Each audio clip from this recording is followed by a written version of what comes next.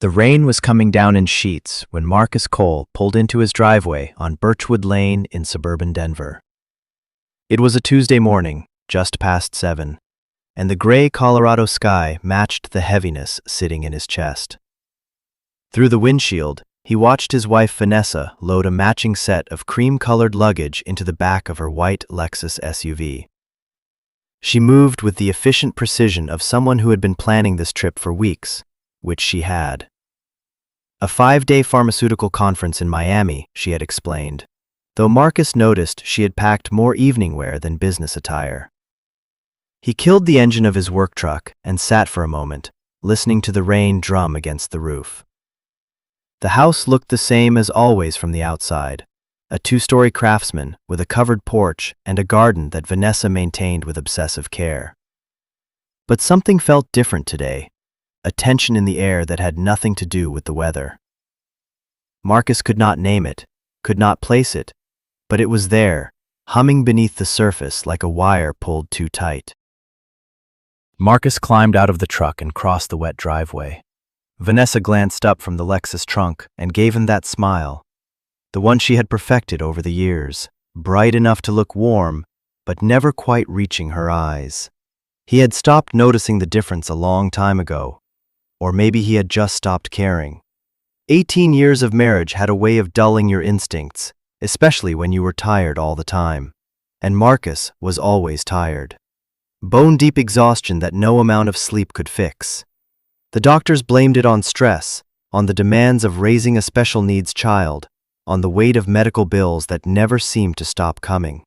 Vanessa had agreed with the doctors, had nodded sympathetically, had increased the vitamin supplements she prepared for him every morning with his coffee. She was thoughtful that way, always taking care of the details, always managing the medications for both Marcus and their daughter Lily. Marcus had long since stopped questioning the regimen. Vanessa handled the medical side of things. She was better at it, more organized, more in control. That was just how their marriage worked. 5 days is a long time, Marcus said, leaning against the porch railing. Vanessa closed the trunk with a precise click and turned to face him, tucking a strand of dark blonde hair behind her ear. The gesture was practiced, almost theatrical. "I know," she said, "but Dr. Patterson specifically requested me for the panel discussion.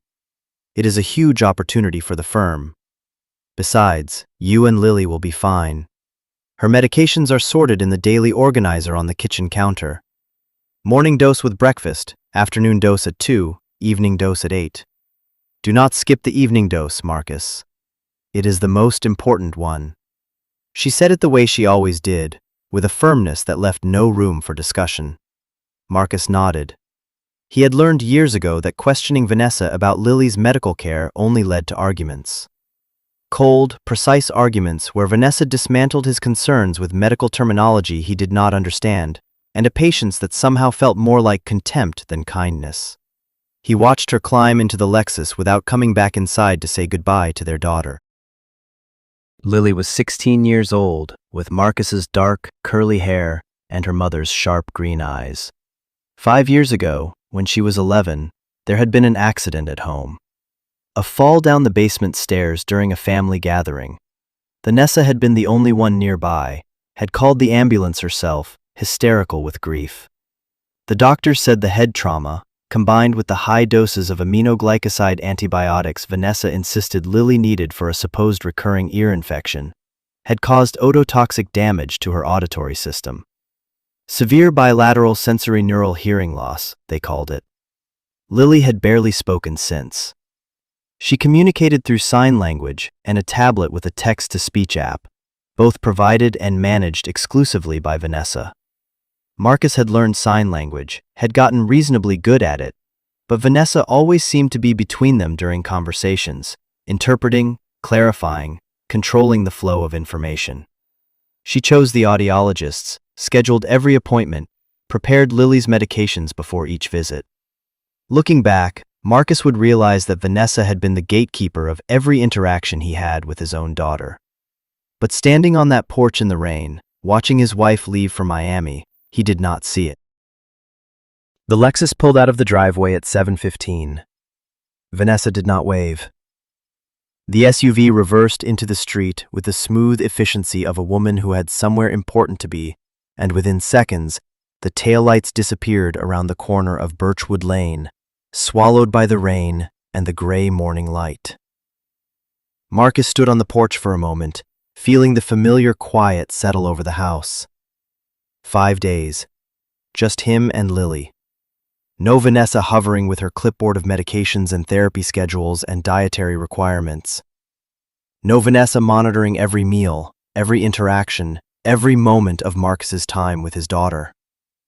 He exhaled slowly and turned to go inside, already thinking about the coffee he would make and the quiet breakfast he would share with Lily, communicating through sign language and gentle smiles across the kitchen table.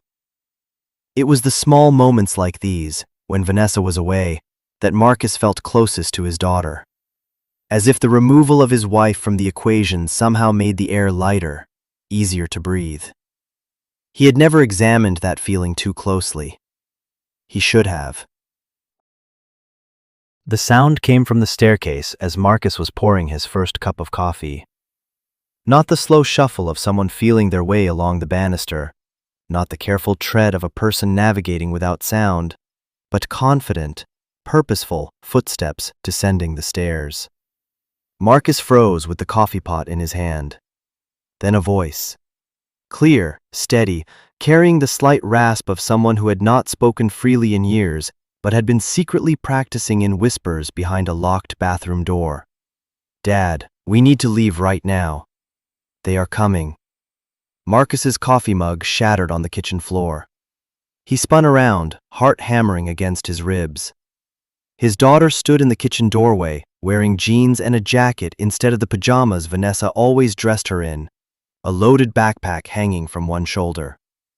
She was looking directly at him, not at his hands for sign language, not at his lips for reading, but at his eyes, with an expression that was equal parts terror and resolve.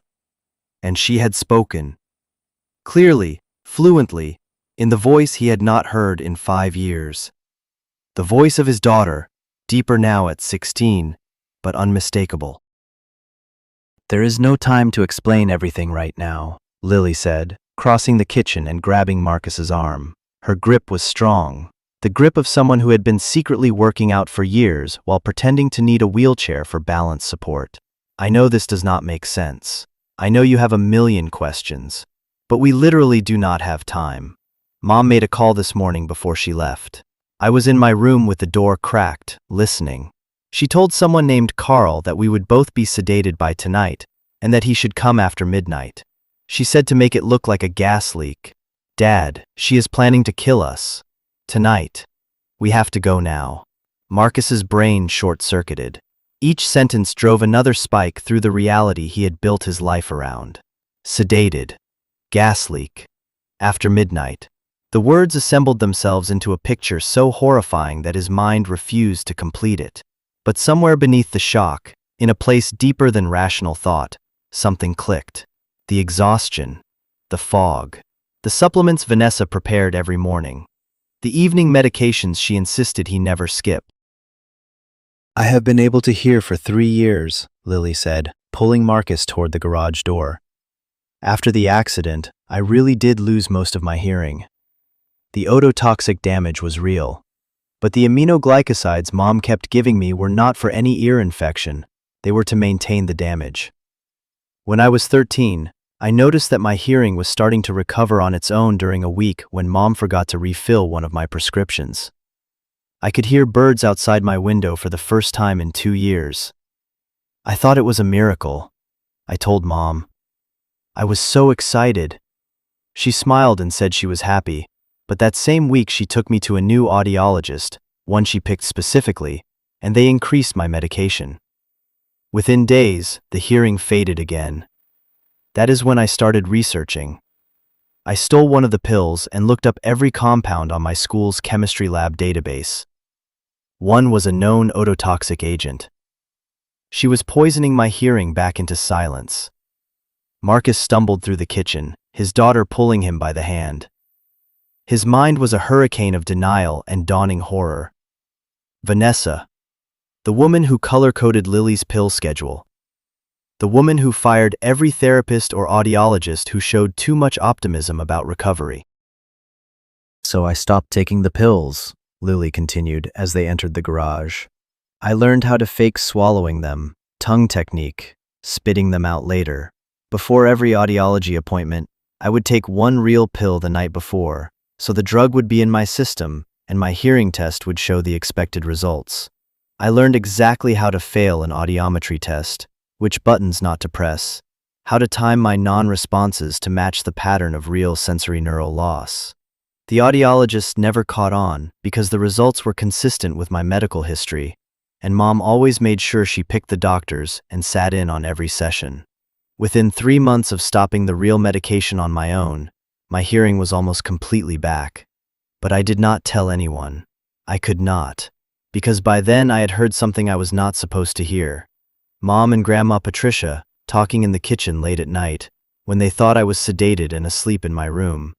They were talking about timelines, about insurance policies, about how the plan needed to happen before I turned 18, because after that, the custody and dependency clauses would change. Marcus fumbled with his car keys, hands shaking. Through the garage window, he saw something that made his stomach drop. A dark blue van, idling at the end of their block, just sitting there in the rain. "They are early," Lily whispered, following his gaze. "Carl Dietrich and his partner. We have to go. Use the back alley." Marcus started the engine of his Ford Explorer and hit the garage door opener. The door began its agonizingly slow ascent. In the rearview mirror, he could see the dark van starting to move. Lily was already buckled in, 3 laptops and a thick envelope stuffed into her backpack, a portable hard drive in her jacket pocket. How long had she been preparing this go bag? How many weeks had she rehearsed this exact scenario while her mother believed she was sedated upstairs? Marcus reversed the moment the door was high enough, tires squealing on wet concrete. He cut through the backyard gate that opened onto the alley behind their house, a route he used for taking out garbage. The Explorer bounced over the unpaved surface, windshield wipers fighting the rain. In the side mirror, Marcus caught a glimpse of the dark van turning onto Birchwood Lane, heading toward their driveway. They had gotten out with maybe 30 seconds to spare. His heart hammered so hard he could feel it in his teeth. Beside him, Lily was already opening one of her laptops, her fingers moving with practiced speed. She looked like what she was, a 16-year-old who had spent 3 years preparing for this moment. "Drive toward Federal Boulevard," Lily said, her voice calm despite everything. "Take the highway south toward Littleton. There is a storage facility off Santa Fe Drive, Unit 319. I will give you the code when we get there." Marcus gripped the steering wheel and drove. The rain was coming down harder now, turning the streets into rivers of gray water. Every set of headlights behind them made his pulse spike. He kept checking the mirrors, looking for the dark van, looking for Vanessa's white Lexus, looking for anyone who might be following. But the traffic was normal. Tuesday morning commuters heading to work, oblivious to the fact that a father and daughter were fleeing for their lives. "The storage facility," Marcus said. "How do you have a storage unit?" Lily did not look up from her screen. "It is not mine. It belonged to Tyler Webb, Mom's first husband. He rented it 20 years ago, 3 months before he died, and prepaid for 25 years through a small trust fund he set up with his attorney. The trust makes automatic quarterly payments to the storage company.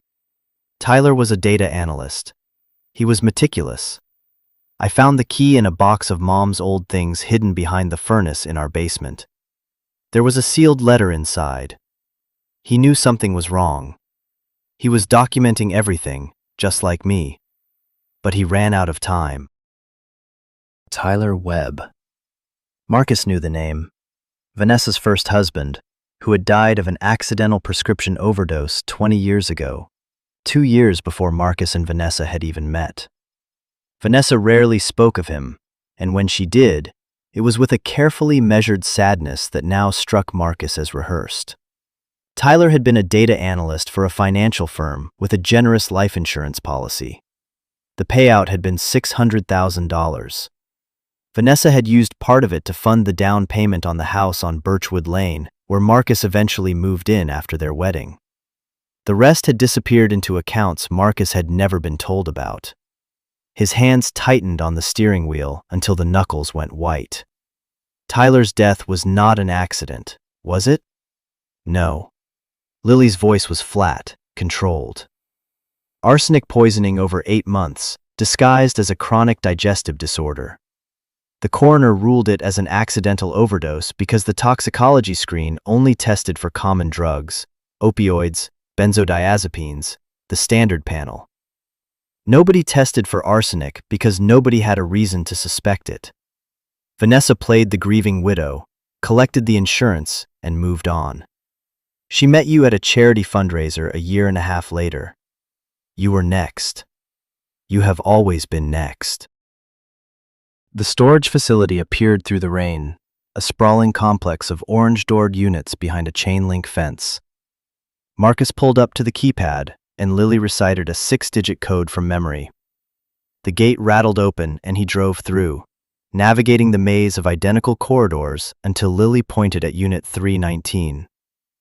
He parked, and they jumped out into the rain. Lily punched another code into the unit's electronic lock, and the door rolled upward. What Marcus saw inside stopped him cold. The 10 by 15-foot space had been transformed into a command center. 2 folding tables held 3 laptops, a printer, and stacked external hard drives.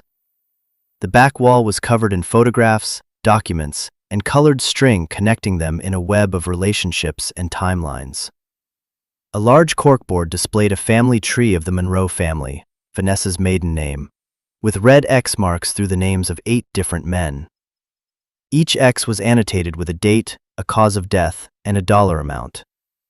Tyler Webb, accidental overdose, $600,000. And beneath his photo, in Lily's handwriting, first victim I can prove. The storage unit's climate control hummed quietly, preserving evidence that spanned 2 decades because a dead man had the foresight to prepay for 25 years. Marcus stepped inside, and the fluorescent lights flickered on, casting a cold blue glow over 3 years of his daughter's investigation. He moved closer to the evidence wall, reading each entry with growing horror.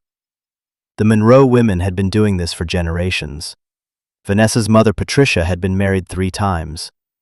Her first husband died in a car accident, her second in a boating incident, her third from a sudden heart attack. Each death followed the same pattern: marriage, isolation of the husband from friends and family, gradual onset of mysterious health problems, accidental death, insurance payout. Vanessa's Aunt Regina had done it twice, her cousin Michelle once. The total figure written at the bottom of the corkboard, circled in red marker, was $4.7 million across 10 confirmed deaths spanning 28 years. Marcus reached out and steadied himself against the folding table. His 16-year-old daughter was watching him, those sharp green eyes tracking his reaction with the wariness of someone who had carried a terrible secret alone for far too long. She was not a child playing detective. She was a young woman who had been forced to become her own protector because every adult in her life had either failed her or was actively trying to kill her. "How did you do all of this?" Marcus asked. Lily sat down at one of the laptops and began logging in. Tyler's storage unit was the starting point. His letter explained his suspicions. He had started documenting things: medical records, photographs of pills, a journal of his symptoms. He ran out of time, but he left enough for me to build on. I started my junior year AP chemistry project around it. My teacher, Mr. Reeves, let me use the school lab after hours for independent research. He thought I was studying the chemical stability of common medications. I was actually running spectroscopy analysis on the pills Mom was giving me and comparing them to pharmaceutical databases. I also brought a sample of your morning coffee to the school lab and tested it. Twice. The results showed traces of a benzodiazepine derivative, a mild sedative. Enough to keep you foggy and compliant, but not enough to show up on a standard medical panel. She had been chemically controlling you for years, Dad. your tiredness, your brain fog, the way you could never quite think clearly enough to question anything, that was all her. Marcus felt the room tilt. The vitamin supplements. Every morning for 18 years. And the hacking? Marcus asked, gesturing at the laptops. You learned to hack computer systems from a school lab. Not from school, Lily admitted. From online communities. I have been active on cybersecurity forums for 2 years under a pseudonym. At 16, with a VPN and the right questions, nobody assumes you are a teenager. I took free courses from MIT OpenCourseWare, practiced on legal hacking platforms like HackTheBox and TryHackMe. I am not a genius hacker. I am an intermediate who got lucky. Grandma Patricia uses a consumer-grade router with firmware that had a known vulnerability published in a CVE database 6 months ago. The manufacturer patched it, but Patricia never updated her firmware. Most people over 70 do not. I found her default credentials on a leaked database from a data breach at her internet provider. I have had read access to her home network for 4 months. Tonight, while she thinks we are dead, I am going to download everything on her server. 28 years of records. But I need her to be distracted, celebrating, not monitoring her network traffic. That is why the timing matters. Marcus stared at his daughter. 3 years of living a double life. 3 years of faking deafness, hiding pills, sneaking evidence. At 13, she had figured out her mother was a killer. At 14, she had started building a case. At 16, she was ready to bring down an entire criminal enterprise. Outside the storage unit, the rain intensified. Marcus could hear it hammering against the metal roof. His phone buzzed. A text from Vanessa. Landed in Miami. Hotel is gorgeous. Kiss Lily for me. Do not forget her evening pills. The mundanity of it was obscene. She was texting about hotel rooms while 2 men waited near their house to stage a gas leak that would kill him and their daughter. Marcus showed the text to Lily, who barely glanced at it. She is not in Miami, Lily said calmly. She flew there to establish a GPS alibi, but she checked into the hotel remotely using mobile check-in. Her actual phone, the second one she does not know I know about, pinged a cell tower in Boulder 40 minutes ago. She is at Grandma Patricia's house, coordinating. Carl Dietrich and Sean Novak, the 2 men in the van, are professional fixers the Monroe family has used for over a decade. They staged Aunt Regina's second husband's boating accident at Lake Tahoe. They handled the electrical issue at Cousin Michelle's house that killed her husband. I have payment records linking them to 6 operations. Marcus felt bile rise in his throat. The scope of this was staggering. Generational. A family business built on murder. Marcus paced the storage unit, trying to organize thoughts that refused to stay still. Every instinct he had as a father screamed that this was wrong, that a 16-year-old should not be orchestrating a sting operation against serial killers. She should be worrying about college applications and prom dates, and whether her soccer team would make the state finals. But another part of him, the part that had been chemically sedated and gaslighted for 18 years, recognized the brutal logic of Lily's plan. If they went to the police right now, what did they actually have? Recordings from a teenager. Pills that Vanessa could claim were standard prescribed medication. Old documents from a dead man. And Patricia Monroe's brother was a retired district attorney. Her nephew worked in the Colorado Bureau of Investigation. The Monroe family had been doing this for nearly 3 decades, precisely because they understood the legal system and knew how to work it. Going to local law enforcement with half a case would be suicide. The Monroe network would close ranks, evidence would vanish, and Marcus and Lily would become 2 more names on a spreadsheet marked with red X. Lily's approach was ruthless, methodical, and heartbreakingly mature. Let the criminals commit the crime on camera. Secure independent digital proof. Hand the FBI a case so comprehensive that no connection, no lawyer, no amount of influence could bury it. Marcus hated that his daughter thought like a federal prosecutor. He hated even more that she was absolutely right. Before they left the storage unit, Lily walked Marcus through the full scope of Tyler Webb's investigation. She opened the cracked leather journal carefully, turning pages filled with increasingly frantic handwriting. Tyler had been a data analyst by profession, trained to see patterns in numbers, and he had applied that skill to his own deteriorating health. The first entries were casual, almost clinical, documenting stomach cramps and fatigue that he attributed to work stress. By month 3, the entries grew urgent. He had started cross-referencing his symptoms with toxicology databases and found a disturbing match with chronic low-dose arsenic exposure. He wrote about confronting Vanessa, gently, carefully, asking about the supplements she gave him every morning. She had cried, told him he was being paranoid, that the stress was making him irrational. He had believed her. For another 2 months, he had believed her, and the poisoning continued. The final entries were written in a hand so shaky the words were barely legible. Tyler Webb had known he was dying. He had known who was killing him. And he had spent his last weeks of clarity not trying to save himself, because by then it was too late, but trying to leave enough evidence for whoever came after him. The prepaid storage unit, the preserved pill samples, the trust fund that would keep the unit open for 25 years. A dead man's bet that someone, someday, would find the key and finish what he had started. That someone turned out to be a 13-year-old girl with her father's curiosity and her mother's intelligence, turned against the woman who had given her both. They drove to a motel on East Colfax Avenue that Lily had booked online 3 days earlier, using a prepaid debit card she had purchased at a gas station. The reservation was under the name Linda Webb, Tyler's mother. Lily had prepared for the check-in months ago by creating a convincing fake ID through a contact on an underground forum.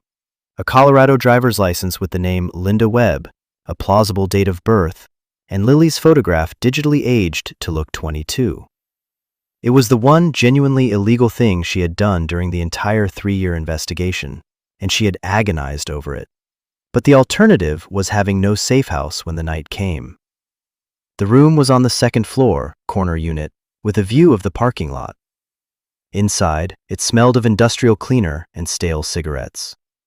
2 queen beds, a television bolted to the dresser, curtains that had seen better decades.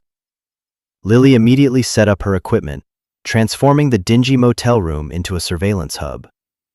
3 laptops casting blue light across the dark room. External drives connected. Multiple browser windows showing live camera feeds from their house. Marcus watched the feeds. The house looked peaceful, normal, waiting. The kitchen where he had poured his coffee that morning. The living room where they watched movies on weekends. Lily's bedroom with the wheelchair parked beside her bed. He had spent 18 years in that house. Every room held memories. None of them were real. "When did you install the cameras?" he asked. "Over the last 4 months," Lily said. 12 wireless cameras hidden in smoke detectors, picture frames, and air vents. "Recording is legal because it is our own home, our own property. Colorado is a one-party consent state for audio recording, and I am the consenting party. The footage is admissible." At 6:30 in the evening, they ordered Thai food from a restaurant 4 blocks away. Marcus went to pick it up, wearing a Denver Broncos cap pulled low. The paranoia was new, but already felt natural, a survival instinct he had always possessed but never needed. Every face on the street was a potential threat. Every car that slowed near him sent adrenaline surging. He returned to the motel without incident, but his hands were still shaking when he set the bags on the bed. They ate in the blue glow of the laptop screens, watching the empty rooms of their house on Birchwood Lane through 12 camera angles. Marcus barely tasted the food. His appetite had been replaced by a cold knot in his stomach that nothing could loosen. Lily ate methodically between keyboard strokes, running diagnostic checks on camera feeds, testing the connection to Patricia's network, reviewing her extraction protocol. Marcus studied his daughter in the laptop light, the concentration on her face, the speed of her fingers, the complete absence of childlike uncertainty. 3 years of secret warfare had forged her into something extraordinary and something damaged, and he did not yet know which would define her future. She caught him staring and offered a small, tired smile. "It will be okay, Dad. We are almost there."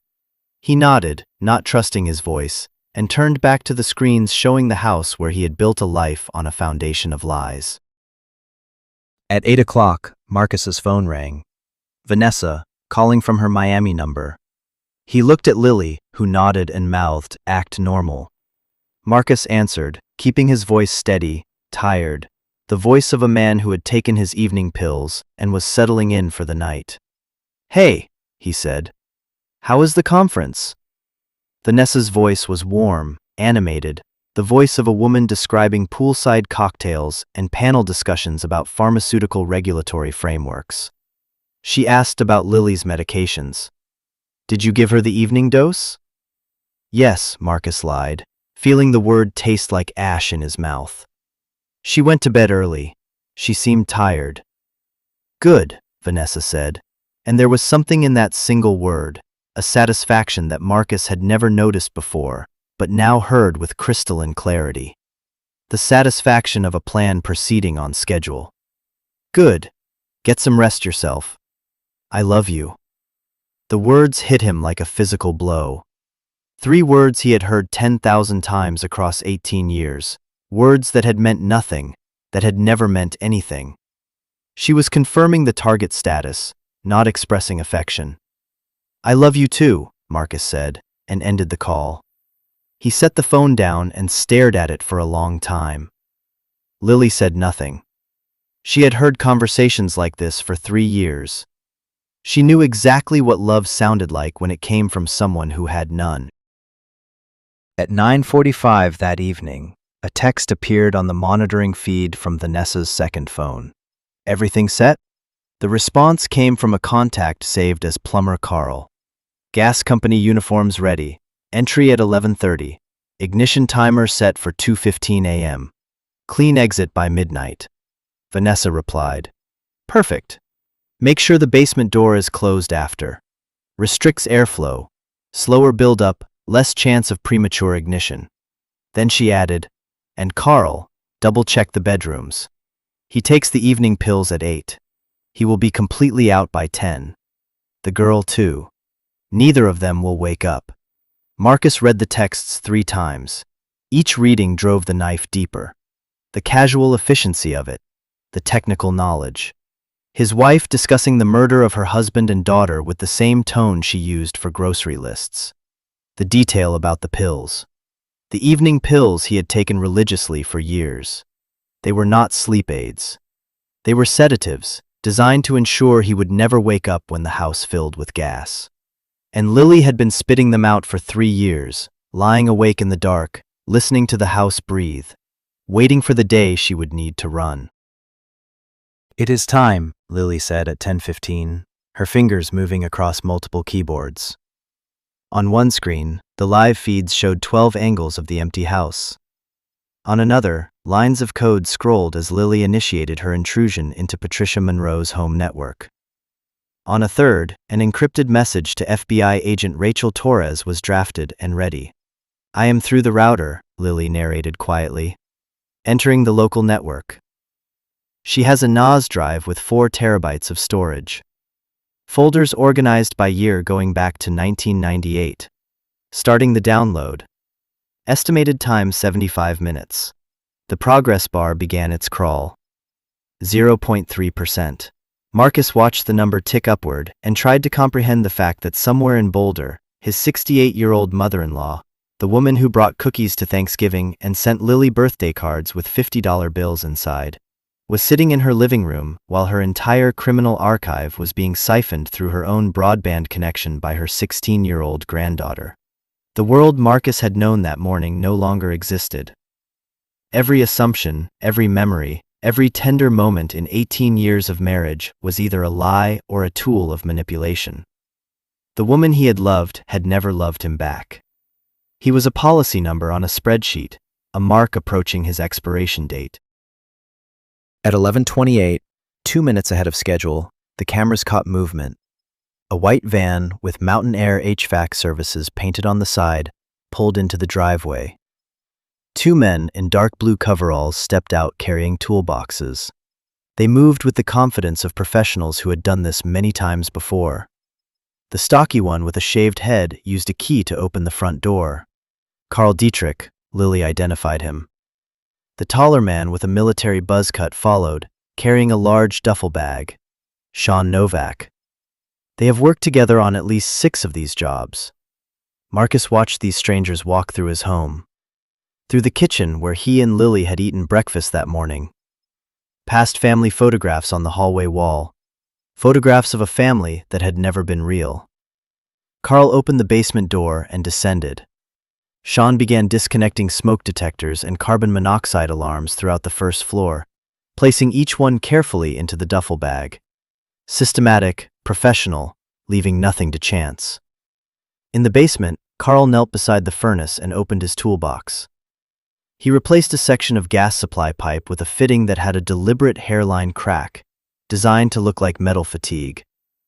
Then he partially opened the gas valve, creating a slow, steady leak. The house would fill over 3 hours. At 2:15, an electronic ignition device behind the kitchen stove would create a spark. Sean Novak moved upstairs. He checked Marcus's bedroom, noted the empty bed. Then he checked Lily's room. The camera showed him looking at the wheelchair, the specialized hearing equipment on the nightstand, the bottles of medication. He shook his head, laughed, and said something the audio picked up clearly. Shame about the kid. Never even heard it coming. Marcus's vision went red. Beside him, Lily placed a hand on his arm. Easy, Dad. We have them. Every second, every angle, time-stamped and uploading to 3 separate cloud servers. They are finished. The 2 men completed their walkthrough, placed the ignition device behind the stove, set the timer to 2:15, and left through the front door at 11:48, locking it behind them with Vanessa's spare key. The white van disappeared into the Denver night. Inside the house, gas began its invisible spread from the basement. In 2 hours and 27 minutes, a spark would turn everything Marcus had called home into an inferno. But he and Lily were not there. They were in a motel on East Colfax, recording it all, downloading the digital skeleton of a murder dynasty, and building a case that no lawyer, no connection, no amount of money could make disappear. Download at 67%, Lily reported. Her voice was steady, but Marcus could see the slight tremor in her hands. Despite 3 years of preparation, she was still a 16-year-old girl whose mother had tried to kill her. Marcus wanted to hold her, tell her it would be okay. But they were not done yet. The house, Marcus said. There are things we need. Tyler's original documents, the ones in the lockbox. Where exactly? Lily hesitated for the first time all night. There is a fireproof safe bolted to the floor inside my closet. Combination is 1709. It contains Tyler's handwritten journals, preserved medication samples in sealed bags, and a thumb drive with his recordings. If the house burns, we have digital copies of most of it. But losing the originals weakens the chain of custody significantly. A defense attorney could argue fabrication of the digital files. Without physical corroboration, that argument might stick. Marcus reached for the car keys. He knew what he had to do. Dad, no. Lily's composure cracked, her voice sharpening with fear. The house is filling with gas. Any spark, any static, any malfunction. I know the risks, Marcus said. But you built this for 3 years. I am not letting a defense lawyer throw it out. I will be in and out in 10 minutes. The ignition is not set until 2:15. We have over 2 hours. Keep the download running. If I am not back in 30 minutes, send everything to Agent Torres. That is the priority. Marcus drove through empty Denver streets, running every light. He reached Birchwood Lane in 12 minutes and parked 4 houses down. The house looked normal from outside, porch light on, no visible signs of danger. He took 3 deep breaths, pulled his shirt over his nose and mouth, and approached the back door. The moment he opened it, the faint, sweet chemical smell of natural gas hit him. Not yet at dangerous concentration, but building steadily. He moved fast, keeping low, touching nothing metallic. Through the kitchen, down the hallway, into Lily's room. The closet, back left corner. He found the safe in the dark, entered the combination by feel. 1709. The lock released. Inside were documents in plastic sleeves, sealed sample bags, a thumb drive, and a cracked leather journal. Tyler Webb's investigation, preserved for 20 years. Marcus grabbed the safe and turned to run. He made it through the hallway, through the kitchen, and was reaching for the back door handle when he heard a sound from the basement. A metallic click, then a hiss. Something had shifted in the gas infrastructure, maybe a pipe settling, maybe pressure fluctuation in the compromised fitting. Marcus did not wait to find out. He threw open the door and sprinted across the backyard, the fireproof safe clutched against his chest. He cleared the fence gate into the alley and was 20 yards from the house when the basement windows blew out. The explosion was not the catastrophic detonation of a fully gas-saturated structure. The concentration had not reached that point yet, but it was enough. A percussive blast from the basement that shattered every window on the ground floor and sent a fireball climbing up through the interior walls. The shockwave hit Marcus in the back like a giant hand, throwing him forward onto the wet asphalt of the alley. He landed hard, pain erupting through his shoulder and elbows, but he rolled with the impact, instinctively protecting the safe. Behind him, the house was burning. Not the slow, controlled burn that Carl had planned for 2:15. Something in the basement, the water heater's pilot light, or the electronic ignition on the furnace itself, had found the gas before the timer did. The timeline had accelerated by 2 hours. Marcus lay on the alley pavement, coughing, his ears ringing, watching orange flames consume his former life through the shattered fence gate. His arms were scraped raw and his back ached from the shockwave, but he had no serious burns. He had gotten out before the ignition. 10 seconds later, and the story would have been different. Sirens wailed in the distance. Someone on the street had called it in. Marcus forced himself to stand, the lockbox still in his arms, and staggered toward his Explorer parked down the block. His phone buzzed. Lily. Download complete. 100%. All files secured. Dad, the cameras showed the early ignition. Are you alive? Please answer me. Marcus typed back with shaking, scraped fingers. Got the safe. I am out. Minor injuries, heading back. He drove to the motel in a daze, arriving at 1 in the morning. Lily was pacing the parking lot under the awning, tears on her face. When she saw him climb out of the car, she ran and threw her arms around him, burying her face in his jacket. You are insane, she said, her voice muffled. Completely insane. I thought I lost you. I thought the whole plan was for nothing. I made a promise, Marcus said, holding her carefully. The safe is intact. The download is done. We have everything. Inside the motel room, the screens glowed with the fruits of 3 years of covert investigation. 4 terabytes from Patricia Monroe's server. 12 camera footage of arson. Tyler Webb's original evidence. Lily had already begun organizing a summary, the adrenaline converting into focused energy. It is worse than I documented, she said, scrolling through the downloaded files. Not 10 victims, 13. 3 more I did not know about, going back to 1997. She had records for all of them. Financial transactions, encrypted messages, even a shared calendar the fixers used to coordinate operations. There is a spreadsheet titled Active Operations, with columns for names, net worth, insurance values, timeline, and method. We are listed as Case 11.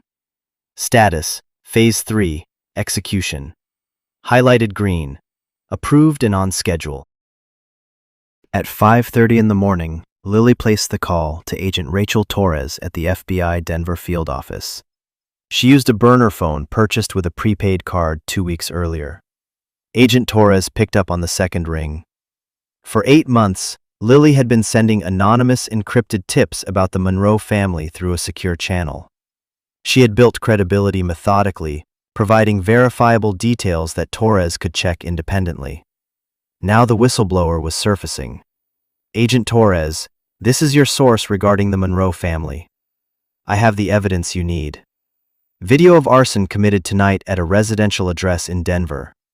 Complete financial records spanning 28 years and 13 victims, downloaded from the primary suspect's personal server. Physical evidence, including preserved toxicology samples and a deceased victim's original journals. I can present everything in person this morning." There was a pause. Torres spoke carefully. "You sound young." "I am 16, Lily said. "I am one of the intended victims. My mother is Vanessa Monroe Cole. She and her family planned to kill my father and me last night for insurance money. We escaped. We have everything documented. I understand you will have questions about evidence admissibility. The surveillance recordings were made in our own home, which we own, in a one-party consent state. The financial records from the server I obtained through a security vulnerability. I know that may complicate things, which is why I am giving it to you so that you can obtain the same records legally through a warrant. The data tells you exactly where to look and what to seize." Torres was quiet for a long moment. Then, "Come in now." They spent 7 hours in a conference room at the FBI Denver field office. Lily walked Torres and a growing team of agents through everything with the precision of an analyst twice her age. She presented the timeline chronologically, each victim, each method, each payout. She played the arson footage from 12 angles. She showed the text messages between Vanessa and Carl. She presented Tyler Webb's journals and preserved samples. The federal prosecutor from the U.S. Attorney's Office took extensive notes. A cybersecurity specialist verified the integrity of the digital evidence. Torres pulled Marcus aside in the hallway around noon.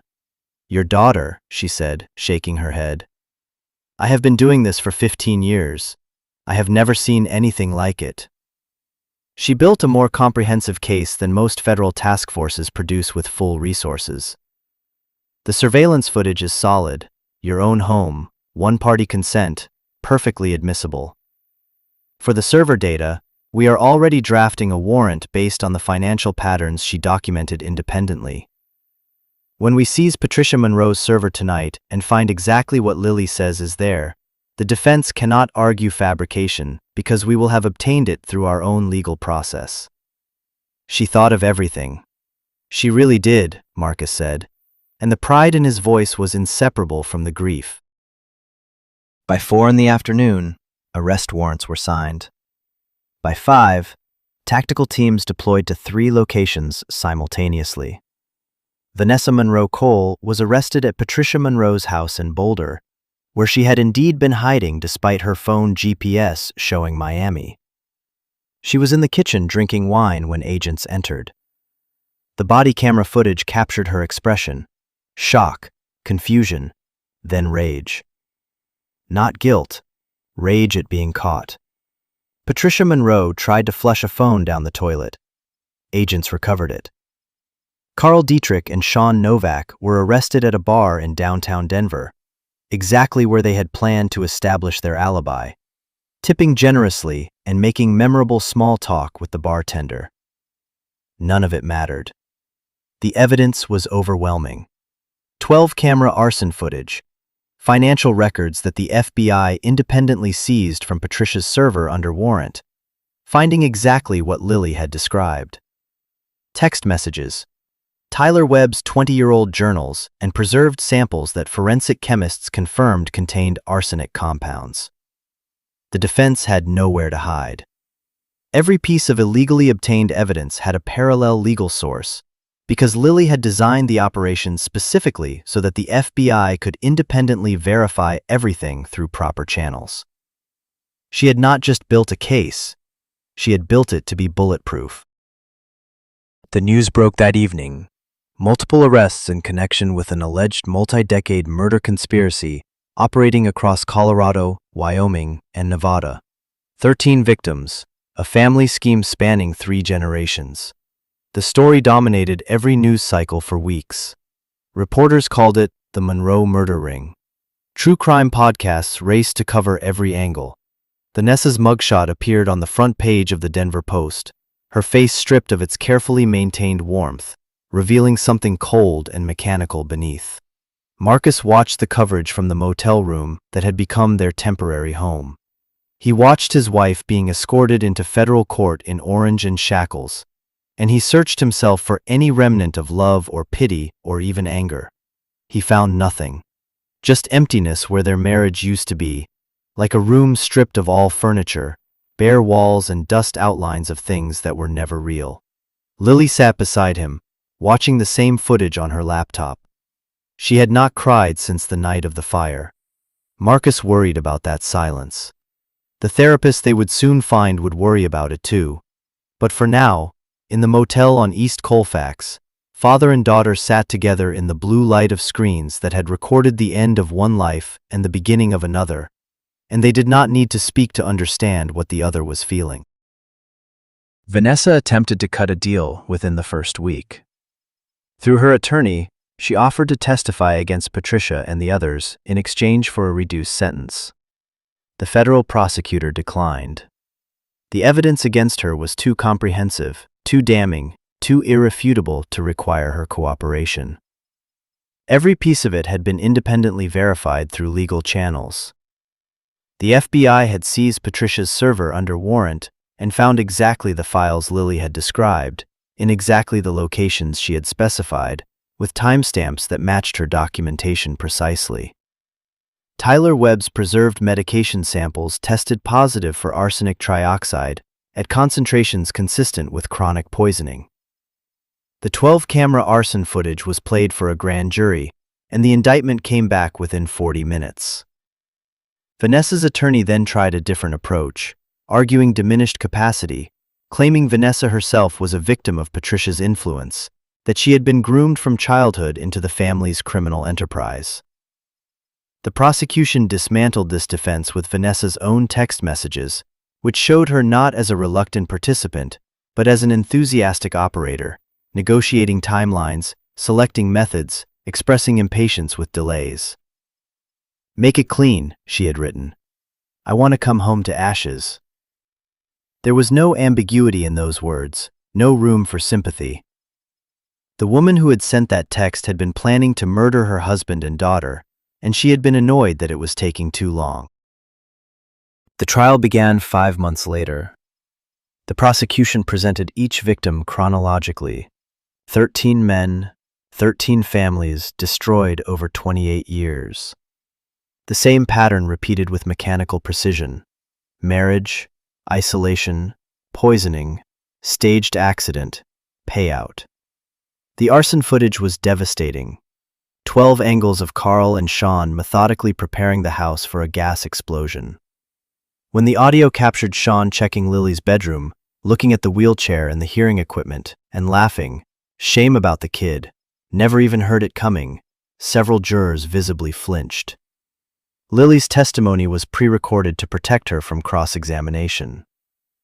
The recording showed a 16-year-old girl in a blue chair, explaining with devastating clarity how she discovered her mother was poisoning her hearing, how she pretended to be deaf for 3 years, how she learned to deliberately fail audiometry tests by timing her non-responses to match real sensory neural patterns, how she built a case using her school chemistry lab, online resources, and the unfinished work of a dead man named Tyler Webb.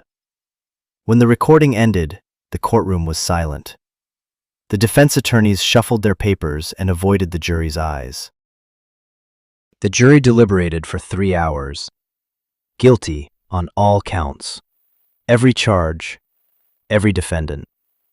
Vanessa collapsed when the verdict was read. Patricia Monroe sat rigid and expressionless.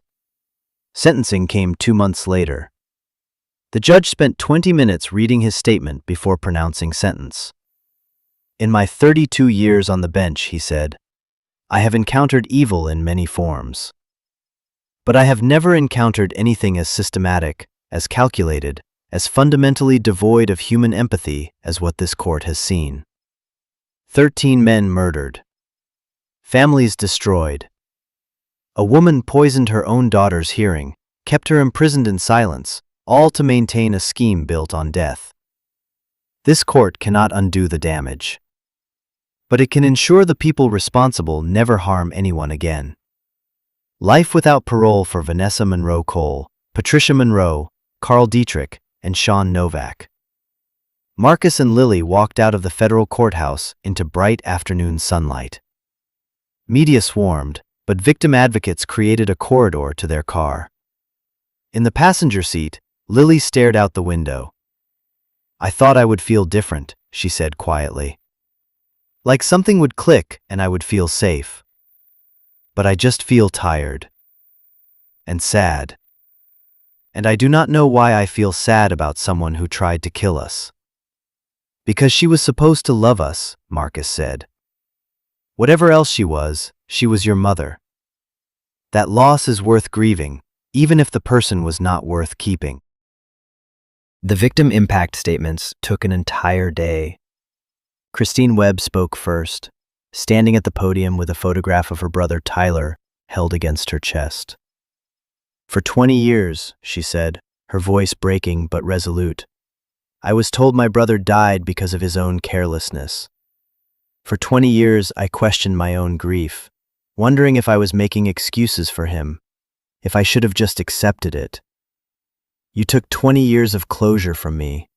You took my brother, and you made me doubt my own love for him. But Tyler was smarter than you knew. He left evidence. He left a trail.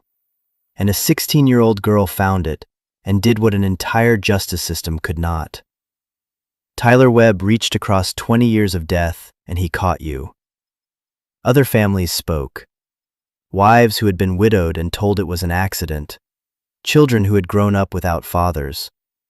A mother in her 80s who had buried her son and spent 15 years believing the official story. Each statement peeled back another layer of the Monroe family's destruction. Each one a reminder that these were not abstract statistics, not case numbers on a spreadsheet, but real people whose lives had been shattered by women who viewed love as a weapon and marriage as a business transaction. Marcus did not make a statement. He sat in the gallery and held Lily's hand and let the tears come without trying to stop them. There was no shame in crying for the man he had been, the man who had trusted the wrong person and lost 18 years to chemical fog and manufactured affection. They spent the next year in Denver, finishing what needed to be finished. Marcus attended every hearing, every meeting with Torres, every session with prosecutors. Lily started therapy 3 times a week with a specialist in adolescent trauma. The early sessions were brutal. She had spent 3 years in survival mode, suppressing emotions, operating like a machine. Unlearning that was harder than the investigation itself. She had nightmares about the house fire, about waking up unable to hear, about Vanessa standing over her bed with a syringe of ototoxic medication. Marcus would hold her until the shaking stopped, whispering that she was safe, that it was over. The civil suits moved forward. Insurance companies filed claims to recover fraudulent payouts. Tyler Webb's sister Christine had spent 20 years trying to prove her brother's death was not an accident. When she learned the truth, she called Marcus and could not speak through her tears for 10 minutes. The restitution fund, she finally managed. It will not bring Tyler back. But knowing the truth, finally knowing, that means everything. Marcus assured her that Tyler's evidence had been the foundation of the entire case. That without his foresight, his meticulous documentation, his prepaid storage unit, none of this would have been possible. Tyler Webb had reached across 20 years of death to help destroy the woman who killed him. Marcus began his own recovery during that year in Denver. Without the benzodiazepines in his morning coffee, Marcus first endured a brutal 6-week medical detoxification under the supervision of an addiction specialist. 18 years of daily sedative exposure had rewired his brain chemistry, and stopping cold produced exactly what the medical literature predicted: severe anxiety, insomnia, muscle spasms, and 2 episodes of seizures that sent him to the emergency room. Lily sat beside his hospital bed during the worst of it, holding his hand the way he had held hers during the years she pretended to be deaf. It was the hardest month of his life, harder even than the night of the fire, because this time the enemy was inside his own nervous system. But gradually, week by week, the fog lifted. It was like emerging from a haze that had lasted so long he had forgotten what clear thinking felt like. Colors seemed brighter. Conversations that had previously exhausted him became manageable, even enjoyable. He could read a book and remember what he had read the next day, something that had been impossible for years. His doctor ran a full toxicology panel and confirmed traces of long-term benzodiazepine exposure, which had caused chronic cognitive impairment and fatigue syndrome. The doctor was blunt. If this had continued for another 5 years, you would likely have developed early-onset dementia symptoms. Your wife was slowly erasing you, one cup of coffee at a time. The clarity also brought pain. Marcus could now see, with agonizing precision, all the moments he had missed, all the warning signs he had been too chemically dulled to recognize. The way Lily had looked at him during those years, trying to communicate something through her eyes that her supposedly deaf ears could not express. The way Vanessa had always positioned herself between father and daughter, interpreting, controlling, gatekeeping.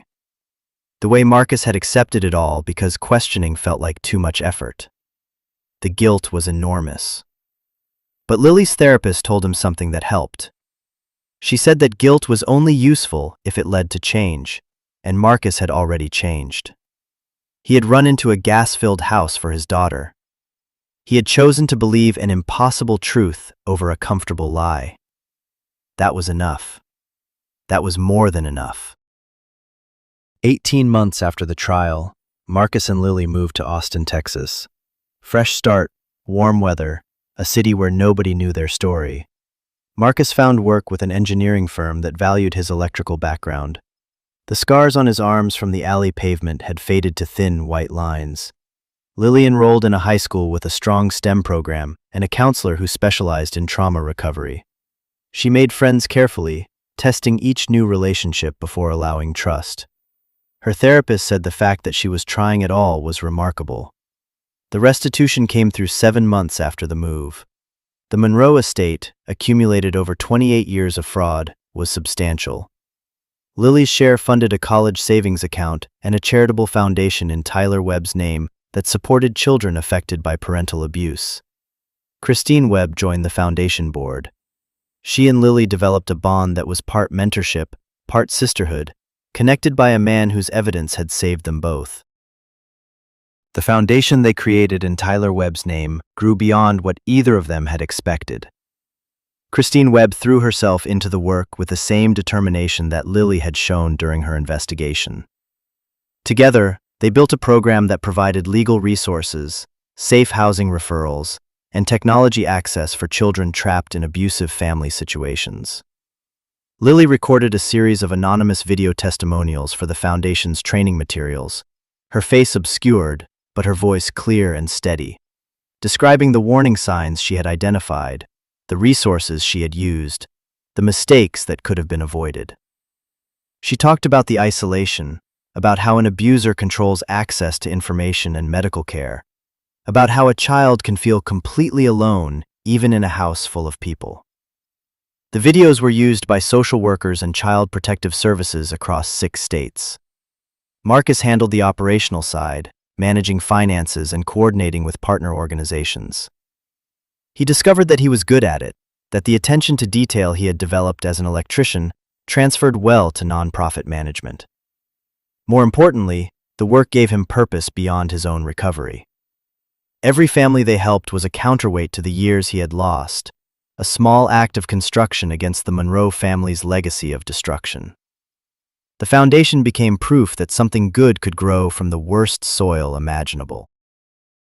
Lily's relationship with the digital world also evolved during that Austin period.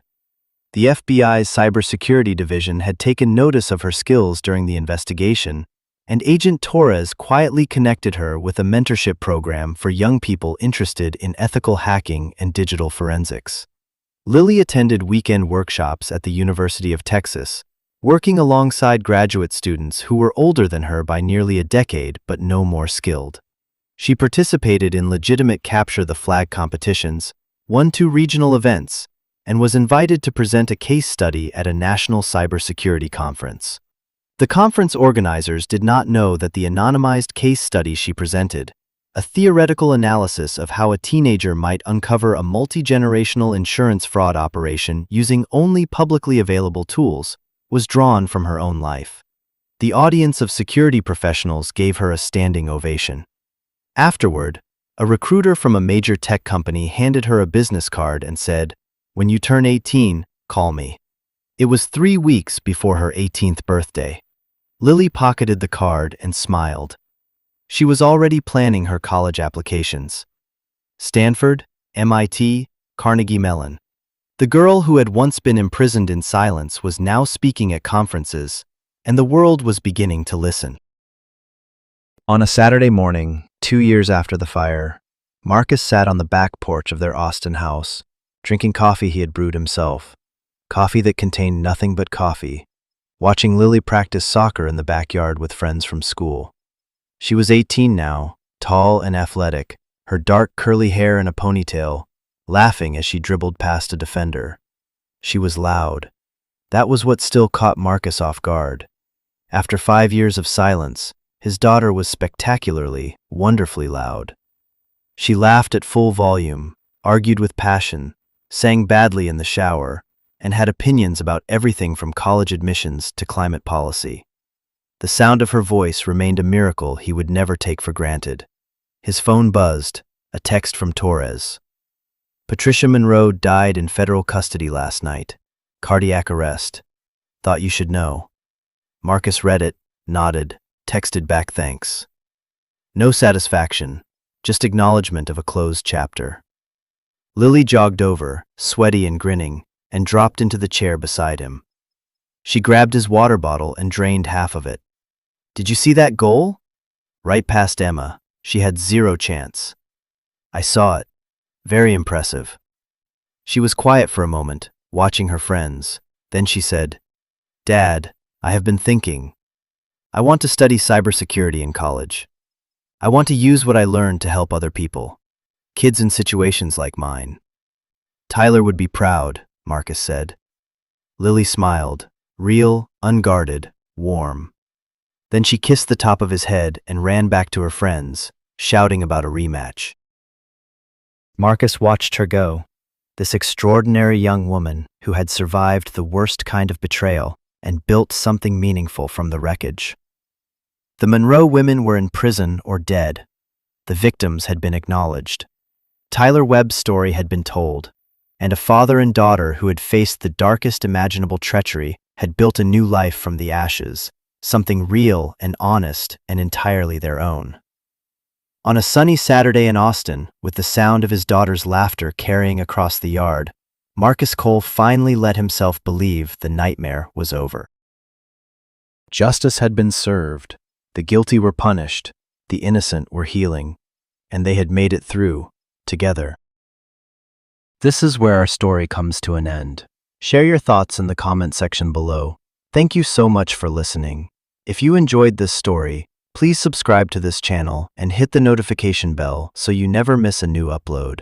We will see you in the next one.